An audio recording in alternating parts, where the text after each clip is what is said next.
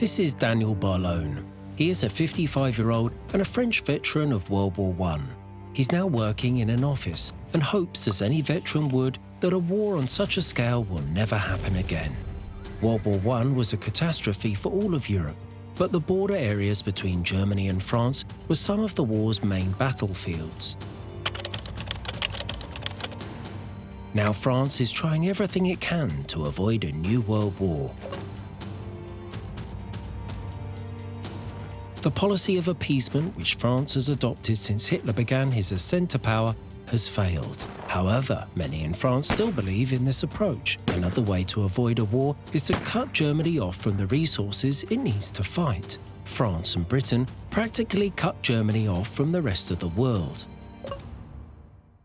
But at the end of August, something unexpected happens. The Germans sign a trade agreement and then a pact of alignment with the USSR. As a result, Germany gains not only a strong ally, but most importantly, the resources it needs to fight a war.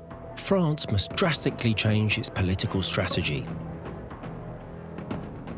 At the end of August, Daniel Barlone is drafted into the army. He is made captain and sent to the border with Germany. At the same time, the war in the east begins. The Germans have attacked Poland on a number of fronts and are now moving quickly towards the capital. This is clearly an invasion, and France must defend its ally. After some delay, France and Britain declare war on Germany. This decision isn't particularly popular. There is a strong pacifistic mood in France. The commander-in-chief of the French army, Maurice Gustave Gamelin, is also not in a hurry to begin active military operations. No one wants to take responsibility for unleashing a world war, and France is simply not ready to mobilize quickly. War is declared, but no battles are fought. The soldiers who are sent to the border are bored. They write letters to their families, exercise and go hunting. Daniel Barlone begins documenting his experiences in his diary. The French army continues to move towards the German border. Preparations for active operations are made.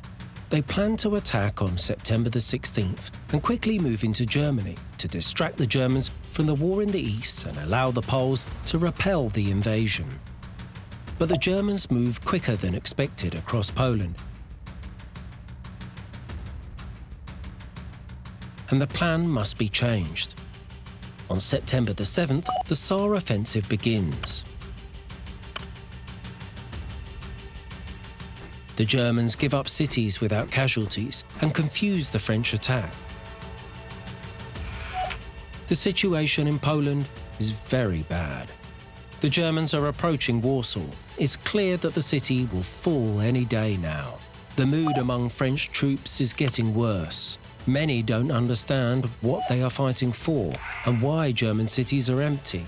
Commentators later describe this period as the Phoney War.